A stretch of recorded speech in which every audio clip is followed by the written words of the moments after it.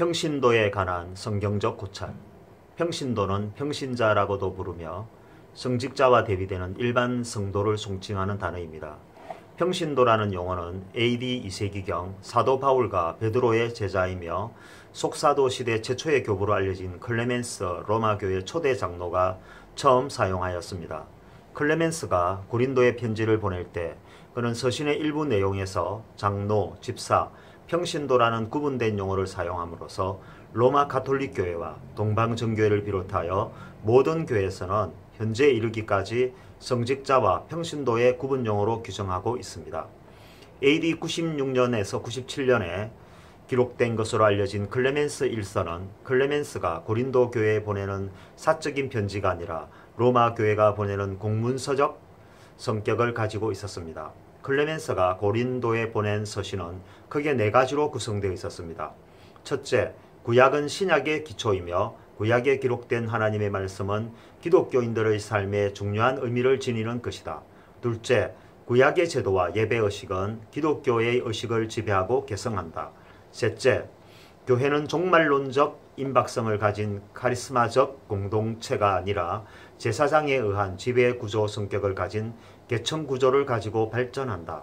넷째, 성직은 사도에 의하여 계승되며 이것은 예수 그리스도의 말씀이 교회와 후대에 그대로 전성되기 위한 것이다.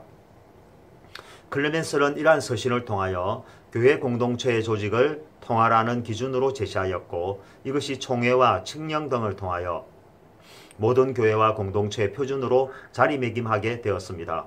평신도는 본래 헬라어 라오세스 유래된 것으로 백성을 의미하는 것입니다. 이것은 우리가 흔히 사용하고 있는 보통 사람을 뜻하는 평민과 같은 의미로 하나님 나라의 백성을 지칭하는 것입니다. 즉 평신도는 하나님 나라의 백성을 의미하는 단어인 것입니다. 하나님 나라의 백성은 누구입니까? 예수 그리스도를 구주로 영접하고 그를 믿는 사람으로 구원이 확정된 사람들을 우리는 하나님 나라의 백성이라고 부르고 있습니다. 즉 이 땅에 살거나 살고 있는 사람들 가운데 신분과 차별 없이 예수 그리스도를 믿기만 하면 그가 하나님 나라의 백성이 된다는 것을 의미하는 것입니다. 즉 성직자와 장로와 집사와 성도들이 하나님 나라에서는 동일한 개념인 백성이라는 것입니다. 하나님 나라인 천국에서는 현재와 같은 수직적인 조직과 시스템이 전혀 필요하지 않습니다. 단지 하나님 나라의 왕과 하나님 나라의 백성이 있을 뿐입니다. 지금과 같이 왕과 백성 사이에 어떤 조직과 조력자와 균형 잡힌 시스템이 전혀 필요하지 않습니다. 그러나 현재 우리가 생존해 있는 이 땅은 천국의 미완성이 공존해 있습니다. 그래서 우리는 교회 공동체 속에서 그 공동체를 리더하고 조정해 나가며 융합해 나갈 수 있는 시스템이 불가피하게 필요하게 되었습니다. 이것이 직분과 구분이 없이 사용되는 가정에서 평신도는 성직자와 대비되는 용어로 사용되기 시작하였습니다. 교회 공동체가 하나님 나라의 성격을 일부 가지고 있는 것은 바로 이러한 일관성 있는 평균적 본능을 유지하고 있기 때문입니다. 직분의 차이만 있을 뿐 모두가 하나님 나라의 백성일 뿐이라는 것입니다. 그러한 의미에서 평신도는 하나님 나라의 백성을 말하는 것이므로 현재 교회에서 구분되고 있는 용어의 정당성에 약간의 문제가 있는 것은 간과할 수 없는 사실입니다. 그것은 평신도가 하나님 나라의 백성이며 한 국가의 평민이기 때문입니다. 그런 의미에서 교회 공동체를 구성하는 사람들은 광의의 의미에서 모두 평신도라고 할 수 있습니다. 그러나 우리가 경계해야 할 것은 1954년 WCC 에반스턴 회의에서 제기되고 1958년 신학자 핸드릭 크레머가 주장한 신자유적 사고입니다. 종교다원주의에 동의한 핸드릭 크레머는 그의 저서 평신도 신학에서 19세기 이후 미국의 기독교는 평신도 중심으로 전환되었다고 선언하였습니다. 그는 평신도 사도성을 주창하며 평신도 중심의 교회 개혁과 경신을 요구하였습니다. 그의 논리는 일부 타당성을 가지고 있으나 본질적으로 기독교와 토착신앙 간의 협력을 모색하고 성경관에 대한 자의적 해석으로 기본적 성경 고리의 원칙을 흐리게 하였습니다. 이러한 관점에서 핸드릭 크레머는 성직자의 개념을 무력화시키고 성직자와 평신도의 구분을 불분명하게 하여 모두가 강독권과 치리와 죽독권을 가지는 자유민주적 사관을 결합하려 한 자기 모순에 빠진 것이었습니다. 성경에서는 평신도라는 용어가 사용되지 않으며 그러한 용어도 없습니다. 그러나 아브라함과 모세와 요수아와 같이 하나님으로부터 직접 부름을 받고 지시를 수행하던 리더가 있었으며 신약에서도 사도와 제자들이 말씀을 전하는 일을 수행한 것처럼 모두가 그 일을 회전 방식으로 돌아가며 수행한 것이 아니었습니다. 즉 누군가는 말씀을 전하고 누군가는 성도를 돌아보며 구제와 선교를 담당하였으며 또 누군가는 일과 병행하여 신앙생활을 유지해 나갔습니다. 그러나 그럼에도 불구하고 우리 모두가 강의의 평신자임에는 틀림이 없습니다. 다만 직분상 다르게 나타나 그것을 구성하고 있을 뿐입니다. 그것은 하나님의 직접 통치가 이루어진 시대에서도 마찬가지입니다. 모세가 만왕의 왕으로서 통치하거나 이끌어낸 지도자력이 아닙니다. 그가 가진 능력은 대부분이 아니라 전적으로 하나님으로부터 도래한 것이었습니다. 하나님께서도 모세를 이름으로 통용하였을 뿐 왕이나 지도자라고 말씀하지 않았습니다. 지도자와 왕은 오직 하나님 한 분이셨습니다. 그럼에도 불구하고 사람들은 모세를 왕과 지도자로 보았습니다. 그것이 문제였습니다. 이스라엘 백성들은 여호와 하나님을 왕과 절대적인 지도자로 본 것이 아니라 모세의 리더십에 의해 움직여 갔습니다. 그래서 그들은 문제가 생길 때마다 모세를 원망하였고 급기야는 그를 지도자로 세운 하나님까지 원망하는 습관을 가지게 된 것이었습니다. 모세는 모세고 하나님은 하나님이십니다. 그들이 노예로 살던 시절 그들이 학수고대하며 기다렸던 메시아적 사상을 모세 앞에서도 잊어버리지 않았다면 그들은 결코 원망 같은 것을 하지 않았을 것입니다. 그들이 400년간이나 애굽의 노예 시절을 겪으면서도 그토록 힘든 환경 속에서 하나님을 원망하였던 구절은 성경에서 찾을 수 없었습니다. 그러던 그들이 모세와 함께 하면서 불평과 불만과 원망을 끊임없이 쏟아낸 것은 평균이 무너졌다는 자괴감이었는지도 모를 일입니다. 그만큼 사람들은 자기 자신 위에 누군가 있다는 것을 인정하려 하지 않습니다. 즉 애국 군인으로부터 끊임없이 억압당하던 시절의 컴플렉스로 인하여 누군가 또 자신들을 지배하려는 속성을 가진 것이 아닌가 하는 의구심이 불평과 불만으로 이어졌는지 알 수 없습니다. 세월이 흐르고 오늘날에 이르러 교회 조직은 방대해지고 많은 일들이 교회 안에서 이루어지고 있습니다. 교회의 시스템이 일부 수직화되고 결정권자가 소수에 이르는 상황이 도출되기도 합니다. 그러나 이것은 불완전성, 미완성, 다양성이라는 현재의 한계성이 유효하게 작용하고 있기 때문입니다. 즉, 이 땅에 살아가는 동안 우리 모두는 예수를 함께 믿는 가정에서 공동체를 세우고 조직화되었을 때 그것을 유지하는 사람이 필요하게 되었고 이를 위하여 세속적 시스템에 대한 필요성을 갖게 되었습니다. 교회 공동체의 시스템은 그 본질상 일부 민주적인 절차에 따르지 못할 때가 있습니다. 그것은 하나님의 말씀과 명령에 준행하여 이루어지는 독특한 관계로 인한 것입니다. 이러한 특수성은 위완성으로 인하여 때로 한계점을 드러내기도 하지만 본질을 흐리는 원인이 되는 것은 결코 아닙니다. 성직자와 평신도의 관계는 목자와 양의 관계로 설명되기도 합니다. 목자는 양을 푸른 초장으로 인도하며 언제나 영적 부지런함을 갈구합니다. 양은 목자의 인도를 따라 움직이며 그의 목소리에 귀를 기울이며 그의 인도대로 삶을 작용합니다. 성직자와 목자는 동일한 목적을 가지고 인도하고 찾는 일을 계속합니다. 평신도와 양은 성직자와 목자의 인도를 따라 개성하며 생산적 확장을 계속합니다. 한편 성직자는 하나님으로부터 제사장 직분을 대행하여 제사를 주관하고 오늘날과 같이 하나님의 말씀을 강론하고 하나님의 이름으로 세례와 축복을 집례합니다. 평신도는 성직자의 설교를 하나님의 말씀으로 승인하고 인지하며 그것을 신뢰합니다. 평신도는 성직자의 설교대로 생활에서 실천한 의무를 가지고 있습니다. 한편으로 성직자는 강단에서 설교할 시점에는 하나님의 말씀을 대언하는 위치에 서 있게 되지만 그가 전하는 말씀은 본인에게도 요구되는 사항들입니다. 즉 강단에서 내려왔을 때에는 평신도적 위치가 된다는 것입니다. 그런 의미에서 성직자는 강단권을 가지고 있는 것과 동시에 평신도적 행위와 실천에 대한 의무도 함께 가지는 특성을 가지고 있습니다. 우리는 성경에서 예수 그리스도를 어린 양으로 표현하고 있다는 것을 발견할 수 있습니다. 요한복음 1장 29절, 베드로전서 1장 19절이 그와 같은 것을 증명하고 있습니다. 세상 죄를 지고 가는 어린 양이셨던 예수님은 참 목자이신과 동시에 평신도적 인생관을 동시에 가지고 사셨습니다.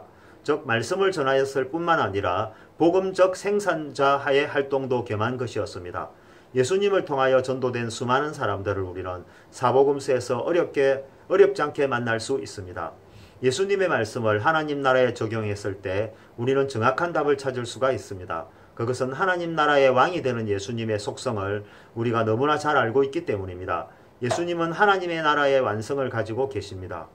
그분이 이 땅에 계시다고 해서 미완성이 아닙니다. 예수님은 이 세상에서나 천국에서나 동일한 왕이시며 완전한 분입니다.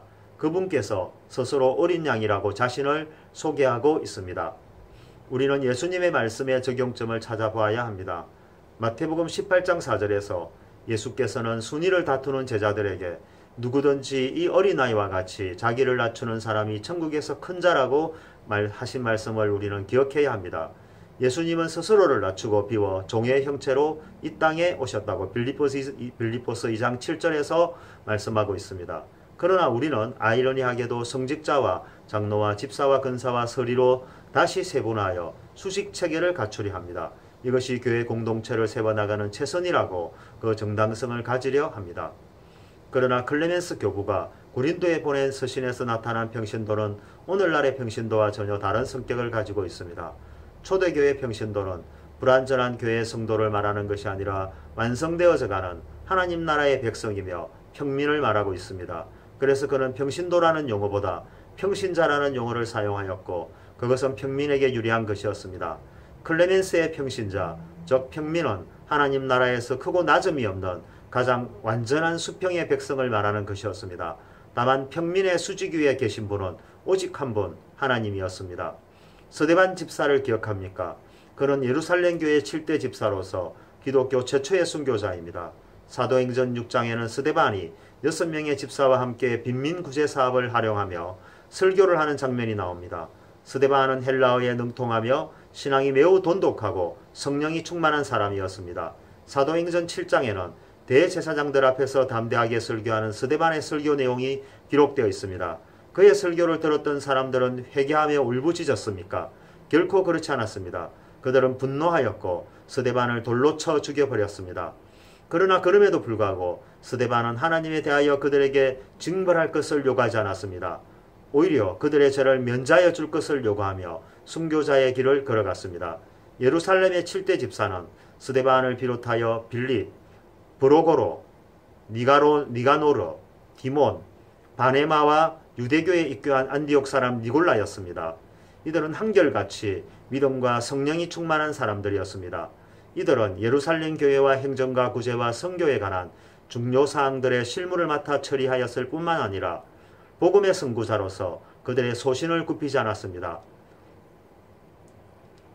로마의 식민지 백성인 동시에 유대교인들과의 첨예한 대립하여서 예수를 믿는다는 것과 그것을 전한다는 것은 목숨을 담보로 하는 매우 위험한 일이었습니다. 로마서 16장에는 사도 바울을 도왔던 수많은 평신도들의 이름이 거론되고 있습니다. 갱그레와 교회의 자매 베베와 동력자이며 순교자인 브리스가와 아굴라, 그리스도 안에 있는 유니아, 암벌리아, 우르바노, 스다구, 그리스도 안에서 인정받은 아벨레, 아리스토볼로, 헤로디온, 나기스, 주 안에서 수고한 드루베나, 드루보사, 버시, 주의 택하심을 입은 루포와 그의 어머니, 아순그리도, 블레곤, 흠에, 바드로바, 흠아, 빌룰로고, 율리아, 네레오, 올름바, 디모데, 누기오, 야손, 소시바드, 드디오, 교회를 돌봐주는 가이오, 에라스도, 구아도 등 33명의 명단이 실명과 함께 기록되어 있습니다. 사도행전과 로마서에 나타난 평신도를 바라보며 우리는 평신도가 갖고 있는 몇 가지 특징을 발견할 수 있습니다. 첫째, 평신도는 사도들에 의해 임명되었고 사도들과 동력하며 교회의 구제와 관련한 실무를 담당하였습니다. 그들의 구제는 교인들로부터 받은 구제금과 구제 내용을 공평한 원칙에 의해 재분배하는 것이었습니다. 그들 모두는 빈곤과 질병의 위기에 직면하고 있었습니다. 그래서 그들 모두가 구제 대상자였습니다. 적박한 땅에서 그들은 로마의 위험에 노출되어 있을 뿐만 아니라 같은 동족으로부터도 멸시와 천대를 받아야 했던 사람들이었습니다. 그래서 그들 모두는 힘을 모아야 했고 콩 한 쪽이라도 나누어 먹으며 생계를 연명해야 했습니다. 그래서 이들의 역할은 매우 공정해야 했고 진실해야 했습니다. 이것이 평신도들에 의해 이루어졌다는 것은 이들의 신앙의 표준이 정확하게 확립되었다는 것을 증명하고 있습니다. 둘째, 평신도는 믿음과 성령이 충만한 사람이었다고 사도행전 6장 5절은 말씀하고 있습니다. 당시 유대교 사회에서 예수 그리스도를 믿는다는 것은 그리 쉬운 일이 아닙니다. 그들은 자신의 목숨을 담보로 예수를 믿었을 뿐만 아니라 더 나아가 복음을 전해야 하는 담대함이 필요하였습니다. 그래서 그들에겐 언제나 성령이 충만하여 있었습니다. 그들의 성령 충만은 단회적이거나 일시적인 것이 아니라 항구적인 요소를 가지고 있었습니다. 그래서 스데반은 말씀을 선포하다가 순교하였고 브리스가와 아굴라는 사도 바울을 위하여 자신들의 목숨을 바쳤습니다. 셋째, 평신도는 남과 여, 기혼과 미혼, 청년과 노인, 그리고 친족의 구별이 없었으며 평신도의 복음은 가족과 친척과 이웃에게로 전해졌습니다. 베베는 갱그레아 교회의 자매였고 사도 바울을 대신하여 희생되었던 브리스가와 아굴라는 부부였습니다. 안드로니고와 유니아는 사도 바울의 친척 관계였고 루포는 그의 어머니와 함께 헌신하였습니다. 아순그리도와 블레곤과 흐메와 바드로바와 흐마는 그들의 형제들과 함께 섬겼으며 빌롤로고와 율리아와 내려오는 그들의 자매와 함께 섬겼습니다. 이처럼 평신도는 남녀노소 전혀 구별이 없이 동일하게 헌신하였고 직업의 기천도 없었습니다. 더 나아가 평신도의 복음은 자신뿐만 아니라 가족과 친척과 이웃에게로 나아갔으며 그 복음의 열매는 매우 의미 있는 결과로 이어졌습니다. 로마서 16장에 나타난 사도 바울의 동력자들은 한결같이 가족과 동반하였고 친척과 함께하였습니다. 이것은 평신도 사역이 긴밀성을 갖고 있는 가운데 그 긴밀성 유지를 위해 가족 전도가 필수적인 요소가 되었기 때문이었습니다.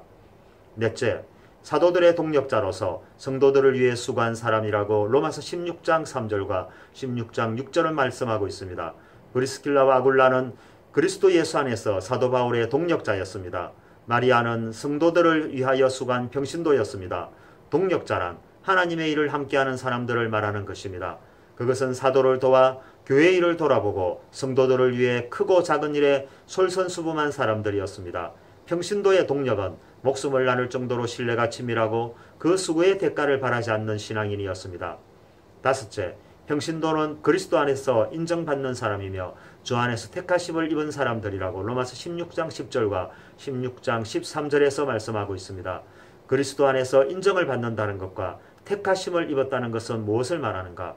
누군가 당신을 인정해 준다는 것은 자신에 대한 보증과 동일한 의미를 가집니다. 택하였다는 것은 수많은 사람들 가운데 선정되었다는 것입니다. 그렇다면 누가 인정하고 누가 택하였다는 것인가? 그것은 예수 그리스도이십니다. 예수께서 평신도를 인정하고 택하였습니다. 이것은 교회의 머리 대신 예수께서 교회에 소속된 평신도들을 택하였다는 것으로 매우 중요한 의미를 가지고 있습니다. 즉 성도를 소모품으로 사용하고 버리는 것이 아니라 인정하고 택함으로써 영원을 보장한다는 강력한 의지를 보여주는 증거가 되었습니다. 사람에게 인정을 받아도 최선을 다하는 사람이 만왕의 왕 대신 예수님께 인정을 받고 택함을 받는다는 것은 평신도가 그만큼 예수 그리스도의 중요한 사역자들이 된다는 것을 말해주는 증거가 되는 것입니다. 우리는 지금 교회 공동체에서 높낮이가 전혀 없다는 것을 말하고 있습니다. 그러나 그것에 동의하는 사람 또한 그리 많지 않다는 것을 직시해야 합니다. 평신도란 무엇인가? 그리고 성직자란 무엇인가? 만인 제사장을 선포하신 예수님의 말씀 안에서 우리는 모두 성직자이며 모두 평신도적 가치를 공유하고 있습니다.